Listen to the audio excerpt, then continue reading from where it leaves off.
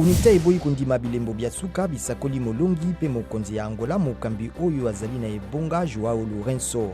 UNITA eleki kosenga botelemisami ya bilembo bya CENE eye elobi impela ya Lourenço elongi na 50,17% pe UNITA elandi na 43,95%. Poso ya Afrika pona klima ebandaki lobi na Libreville na Gabon, misalami ya mikolo misato miye mikolengela mabongisi makosalama na ekolo Congo Démocratique yambo na likita COP27 na Egypte. Batelemaka pona Afrika na likambo ya klima basengi suka ya bozangi bosembo po Afrika ezali kaka na 4% ya mokumba ya bobebisi bomati ya mulunge.